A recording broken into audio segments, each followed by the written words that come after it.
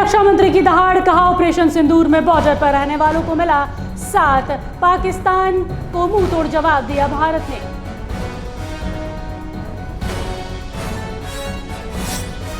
चीन से विधायक के आवास पर ईडी की रेड, विधायक की दीवार फांदने की कोशिश हुई नाकाम, ईडी की टीम ने खेत से दौड़कर दबोचा।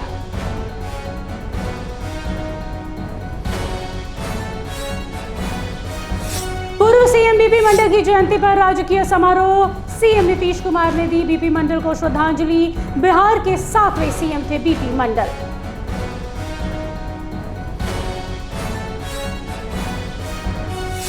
सूर्य हांसदा एनकाउंटर मामले में राजनीति गर्म, सूर्य हांसदा से जुड़ा सदन से उठा मुद्दा सड़क तक छाया, सूर्य हांसदा को अपराधी बोलने पर भड़की बीजेपी। हरितालिका तीज को लेकर देश भर की महिलाओं में खासा उत्साह, भगवान शिव को समर्पित है ये त्योहार और 26 अगस्त को मनाया जाएगा पर्व।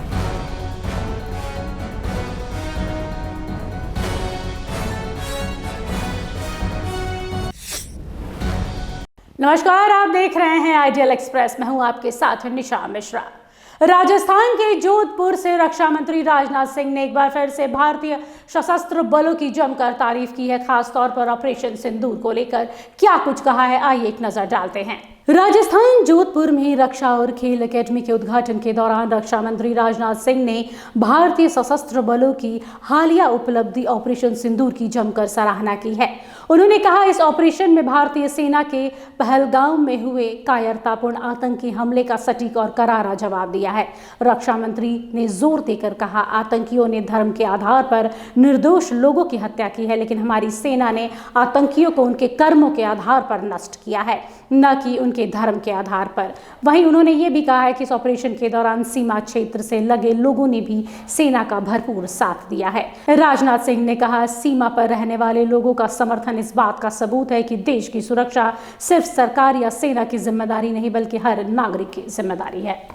बढ़ते अगली खबर की ओर, उपराष्ट्रपति पद के जो दूसरे उम्मीदवार है, खासतौर पे महागठबंधन की ओर से जो नाम दिया गया था बी सुदर्शन रेड्डी का, उस पर लगातार सत्ता पक्ष सवाल खड़े कर रही है। उपराष्ट्रपति चुनाव के लिए महागठबंधन के उम्मीदवार बी सुदर्शन को लेकर एनडीए लगातार सवाल खड़ा कर रहा है।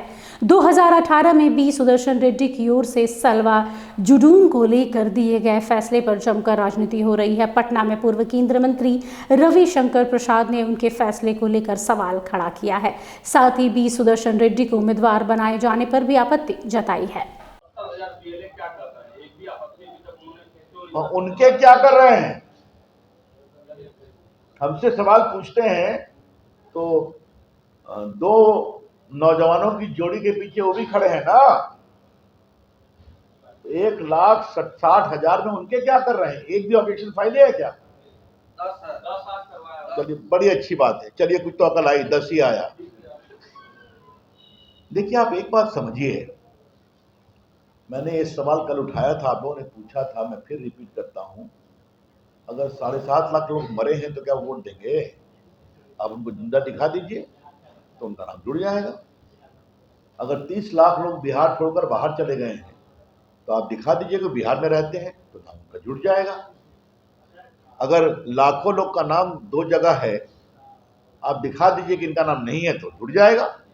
परेशानी क्या है इनको? इन्होंने जानबूझकर बेबुनियाद शर्मनाक विषय बनाया है, क्योंकि ये जानते हैं हारेंगे, इसलिए हारने के डर से ये पूरा आंदोलन खड़ा किया गया है। एक्सपोज किया है कि राजनीतिक षड्यंत्र के तहत एक केस में फंसाकर केंद्र सरकार ने मुझे जेल भेजा, मैंने जेल से 160 दिन सरकार चलाई। पिछले 7 महीनों में दिल्ली की बीजेपी सरकार ने दिल्ली का ओ श्रीमान जी, दिल्ली में भाजपा के प्रवक्ता है ना, जवाब देंगे उसका। अब अरविंद केजरीवाल इतना तो इम्पोर्टेंट मेरे नहीं ना है कि आज मैं राष्ट्रीय विषय पर बात कर रहा हूँ और आज वो जस्टिफाई कर रहे हैं मैंने जेल सरकार चलाई। देख लीजिए, ये है अन्ना हजारे के शिष्य, बाकी जवाब दिल्ली देगी। धन्यवाद, बहुत बहुत धन्यवाद। पूर्व सीएम और मंडल आयोग के अध्यक्ष बीपी मंडल की आज जयंती है। आज उनकी जयंती पर बिहार के सीएम नीतीश कुमार ने उन्हें श्रद्धांजलि अर्पित की। मंडल आयोग के अध्यक्ष बीपी मंडल की जयंती के मौके पर पटना में राजकीय समारोह का आयोजन किया गया। इस कार्यक्रम में शामिल होकर सीएम नीतीश कुमार ने पूर्व सीएम बीपी मंडल को श्रद्धांजलि अर्पित की। इस मौके पर उप मुख्यमंत्री सम्राट चौधरी समेत कई गणमान्य लोग उपस्थित रहे। आपको बता दें, बीपी मंडल ने 1968 में बिहार के 7वें सीएम के रूप में 30 दिन तक राज्य की कमान संभाली थी। इसके साथ ही उन्होंने ओबीसी आरक्षण के लिए बने मंडल आयोग की अध्यक्षता भी की थी। बढ़ते अगली खबर की ओर। अगली खबर झारखंड से आ रही है, जहां पर सूर्या हांसदा एनकाउंटर मामला अब राजनीति से हटकर सड़कों तक पहुंच गया है। जहां राजनीतिक सरगर्मियां तेज कर रहा है ये एनकाउंटर का मामला, तो वहीं अब सड़कों पर लोग भी उतरने लगे हैं, यह कहकर कि एनकाउंटर कहीं ना कहीं कई सवाल खड़े करता है।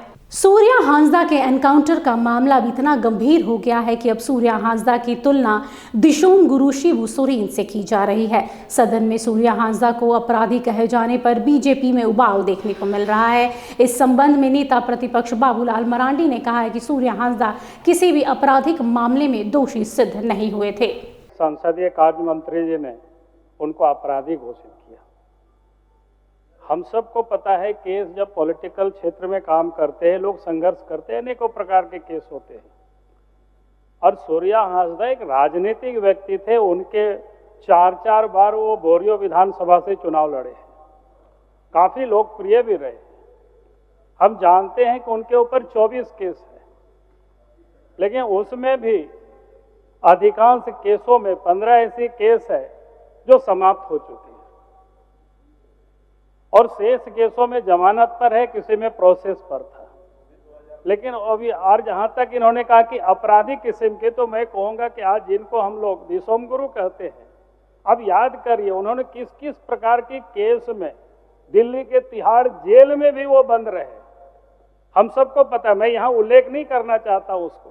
इसलिए किसी के ऊपर केस हो जाए और उनको हम अपराधी कहे, तो मैं समझता हूँ ये शायद उचित नहीं है, क्योंकि कोर्ट ने, न्यायालय ने उनको कोई अपराधी नहीं घोषित किया था। और इसीलिए ये जो उधर से इतना उत्तेजना हो रही है, भाई हम लोग तो इतना ही कह रहे हैं कि आप उसको सीबीआई से जांच करा दीजिए, बात खत्म है।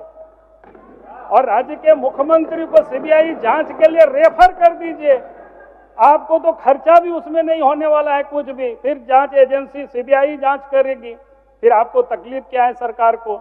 इसलिए अध्यक्ष महोदय, किसी के ऊपर अगर केस है और उनको हम लोग अगर अपराधी घोषित करेंगे, तो मैं समझता हूं कि यह सदन के लिए भी ठीक नहीं है। हम लोग कोई न्यायाधीश यहाँ नहीं है। इसलिए मैं कहूंगा कि जो संसदीय कार्य मंत्री ने कहा कि अपराधी है, इस बात को वापस ले, मैं ये निवेदन कर रहा हूँ। तो चला है एक छोटे से ब्रेक का, मिलते हैं ब्रेक के बाद।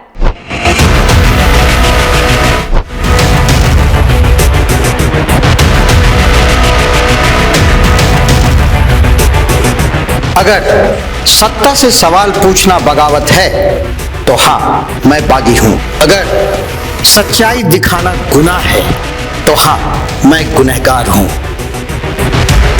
ना डर है, ना दहशत है, ना खौफ तुम्हारे इल्जामों का। पूछेंगे सवाल, तलाशेंगे जवाब, और डंके की चोट पर करेंगे सच और झूठ का पर्दाफाश। बरसों पहले जो सफर शुरू हुआ था, अब अंजाम तक पहुंचाने की बारी है। सिर्फ खबर नहीं, अब इंसाफ दिलाने की भी जिम्मेदारी है। लौट रहा हूं कड़े और बड़े सवालों के साथ, फेस टू फेस आशुतोष के साथ, सिर्फ आइडियल एक्सप्रेस पर। बदलते समय के बीच खबरों की दुनिया में आइडियल एक्सप्रेस की एंट्री। खबरों से बनाएंगे अपनी पहचान और रखेंगे निष्पक्ष पत्रकारिता की मिसाल। शानदार टीम, धारदार रिपोर्टिंग, लाइव कवरेज और सटीक विश्लेषण। बिरसा का उलगुलान दिखाएंगे और बुध की धरती पर बढ़ते जुर्म की दास्तां बताएंगे। बंगाल से लेकर सिक्किम और यूपी से लेकर उत्तराखंड की हर छोटी बड़ी खबर से रूबरू कराएंगे। विकास के नाम पर हो रही धांधली बताएंगे और गांव ज्वार से निकलने वाली उम्मीद की किरण दिखाएंगे। सिर्फ पत्रकार नहीं, परिवार की तरह आपका साथ निभाएंगे। हम आइडियल एक्सप्रेस हैं, सच की तह तक जाएंगे। ब्रेक के बाद आप सभी का स्वागत है। बढ़ती अगली खबर की ओर। गणेश चतुर्थी अब सिर पर है, तैयारियां पूरी हो चुकी हैं, कहिए जोरों शोरों पर है। पंडाल तैयार है, लाइट्स सज गई है, लेकिन बप्पा कहां है? आखिर बप्पा अब तक क्यों नहीं तैयार हुए?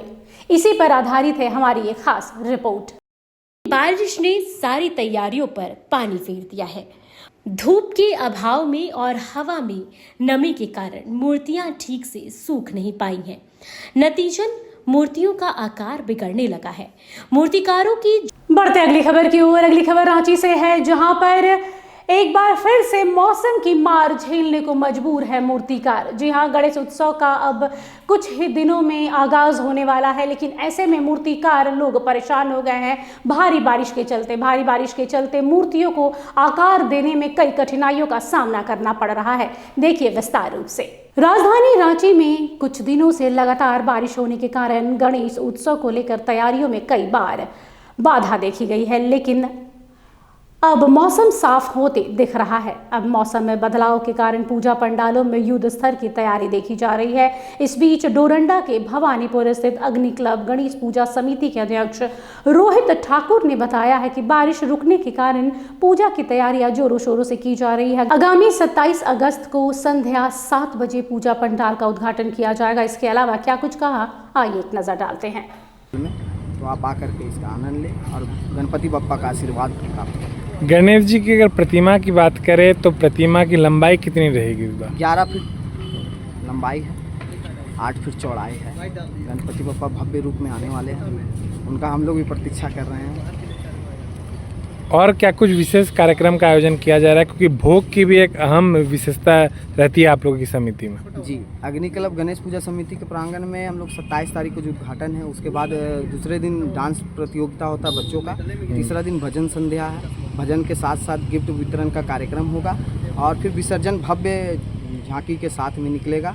और नगाड़ा है, ताशा है और एक आपका बाहर से आ रहा है बाजा, एक उपनी है, बहुत प्रचलित है वो बाजा, उसको आकर के देखना है। और सारा विसर्जन शोभा यात्रा जुलूस बहुत भव्य निकलता है डोरंडा जैसा क्षेत्र में। इस क्षेत्र में आप भी आकर के विसर्जन शोभा यात्रा जुलूस में सम्मिलित हो और इस विसर्जन शोभा यात्रा को और सफल बनाने में आप लोग योगदान दें। झारखंड में चैम्बर ऑफ कॉमर्स में चुनाव ने सरगर्मियां तेज कर दी है। देखिए विस्तार से।